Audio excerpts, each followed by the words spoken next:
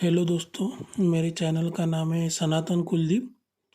और आज मैं गीता भगवान बताने वाला हूँ कि गीता में क्या लिखा है। तो चलिए मेरे साथ। गीता भगवान अध्याय 10 दूसरा श्लोक। न मे विदुव सुरगणाः प्रभावं न महर्षियः अहमादिः देवानां महर्षिणा च सर्वशः। अर्थात मेरी उत्पत्ति को अर्थात प्रकट होने को न देवता लोग जानते हैं न महर्षि जो नहीं जानते, क्योंकि मैं सब प्रकार से देवताओं का और महर्षियों का अधिकरण हूँ। यहाँ पे परमात्मा कहते हैं कि जो महर्षि है, जो संत है और जो देवता है, जो 33 करोड़ देवी देवता है, वो ना मुझे जान नहीं सकते, क्योंकि मैं उनके पहले भी हूँ और अभी भी हूँ और आगे भी रहूँगा। इसलिए कहते हैं कि आदिकरण हूँ, मैं पहले से ही हूँ। उसके बाद उसने रचना की देवताओं की। तो इसमें परमात्मा कहते हैं कि मेरी उत्पत्ति को कोई जानता नहीं, मतलब मुझे आदिकरण को कोई भी जानता नहीं, ऐसा कहना है गीता का। और मतलब एक देवता और महर्षियों का आदि से पहले ही है वो परमात्मा, जिसका ना है अंत, आदि है ना अंत है, उसको परमात्मा कहते हैं। और जो अभी आगे चलते हैं हम, गीता अध्याय 10 तीसरा श्लोक।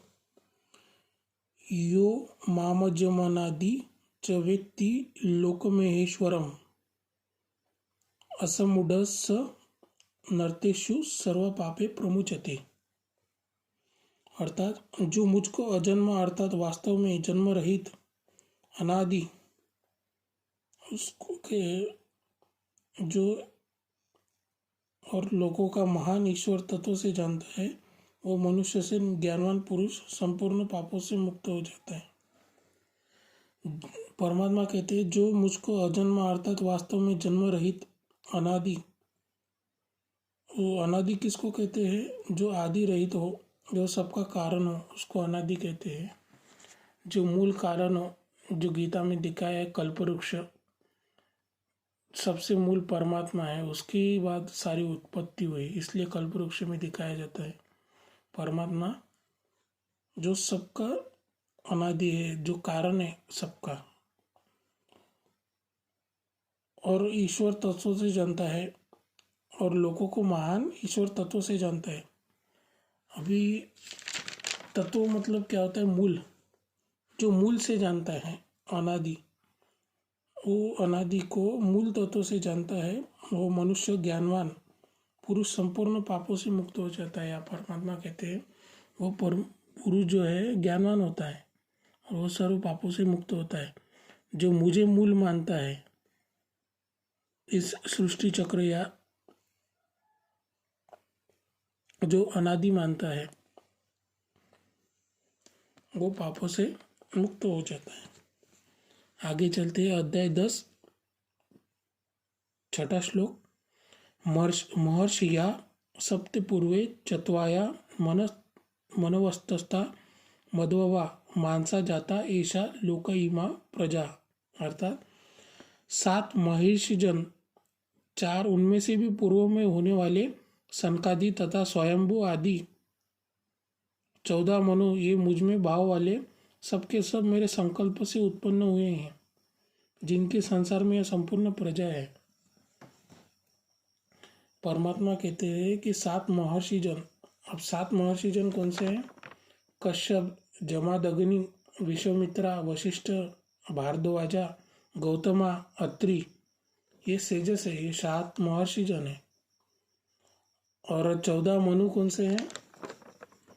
स्वयंभू मनु, स्वरशिचु मनु, उत्तम मनु, तामस मनु, रैवत मनु, चाचुक्षी म्हणू, वैवस्वत म्हणू, सावर्णित म्हणू, दक्ष सावर्णी म्हणू, ब्रह्म सावर्णी म्हणू, धर्म सावर्णी म्हणू, रुद्र सावर्णी म्हणू, देव सावर्णी म्हणू, इंद्र सावर्णी म्हणू, ये 14 म्हणू। ये जो है परमात्मा के संकल्प से तैयार हुए। संकल्प मतलब परमात्मा ने संकल्प किया और हो गया, मतलब उसको कोई बनाना नहीं पड़ा कि ये बनाओ वो बनाओ, सिर्फ परमात्मा को संकल्प करना पड़ा सिर्फ, और वो उत्पन्न हुए, जिनकी संसार में संपूर्ण प्रजा है। अभी संसार में सबकी प्रजा है, मतलब हम वहाँ से ही उत्पन्न हुए हैं, मतलब वहाँ से हमारी पीढ़ियाँ चलती आ रही है। ये धर्म ग्रंथों, ये जो ज्ञान है ये बाकी धर्मों में भी है, तो उसका भी, उसका सारे धर्मों का और इस गीता ज्ञान सनातन धर्म का भी मैं बताऊंगा इसमें क्या है। मतलब बहुत सिमिलरिटी के, पूरी सिमिलरिटी है जो सारे धर्मों में भी कहा है और इस सनातन धर्म में भी कहा है, बहुत सारी सिमिलरिटी है। तो आगे चलते हैं हम। गीता ज्ञान 10वां श्लोक, 10वां अध्याय 9वां श्लोक। मचित्ता मद्वत प्राणा बोधयंत परस्परम कथयंतश्र मानित्य तुषति च रमन्ति च। अर्थात निरंतर मुझ में मन लगाने वाले और मुझ में ही प्राणों को अर्पण करने वाले, जो मेरी भक्ति की चर्चा द्वारा आपस में मेरे प्रभाव को जानते हुए तथा गुण और प्रभाव सहित मेरा कथन करते हुए ही निरंतर संतुष्ट होते हैं और मुझ में ही निरंतर रमन करते हैं। यहाँ पे परमात्मा कहते हैं कि निरंतर मुझ में मन लगाने वाले, मुझे याद करने वाले, मुझसे योग लगाने वाले, मुझसे मेडिटेशन करने वाले, प्राणों को अर्पण करने वाले। मतलब प्राणों को अर्पण करने का मतलब यहाँ पे है कि उसका ही मनन करना, उसका ही चिंतन करना, और जो भी कर्म करते हैं, कर्मयोग कैसे कहते हैं, उस कर्म करते फल की इच्छा न करना, और कर्म करते हुए उस परमात्मा की याद में रहना, या फिर उसको जानना, वो कर्म करके भी।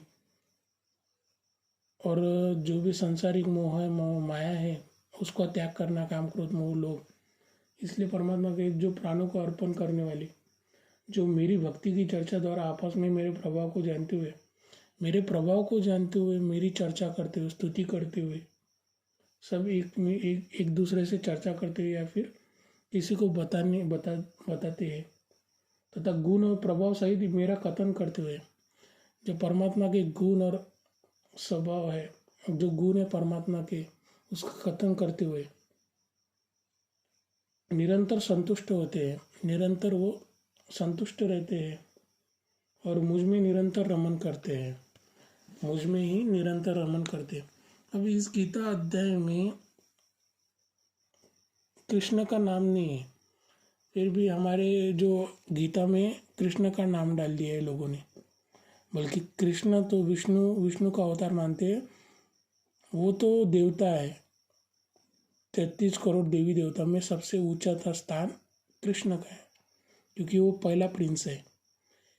जैसे स्वर्ग में पहला प्रिंस कृष्ण है, इसलिए लक्ष्मी नारायण कहा जाता है। लक्ष्मी नारायण वो स्वर्ग के पहले राजा और रानी थे स्वर्ग में, परमात्मा के वजह से, उनके कर्म अच्छे थे, इसके वजह से उनको स्वर्ग मिला था।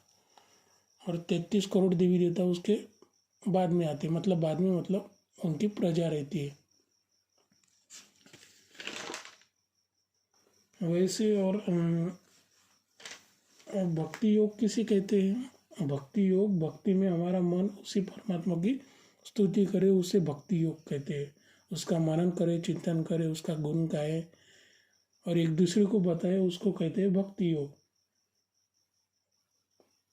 और आंतरिक विकास करना भी, उसको भी कहते हैं भक्ति योग।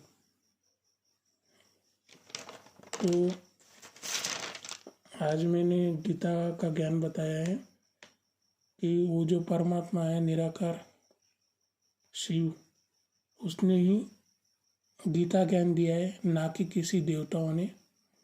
देवता हो तो सारी क्रिएशन है उसकी, और जो है क्रिएटर वो निराकार परमात्मा है। तो आज का ज्ञान, गीता का ज्ञान मैंने बताया आपको, और आपको ही निर्णय करना है कि मैंने जो बताया वो सही है या नहीं। आप कमेंट्स में बताएं।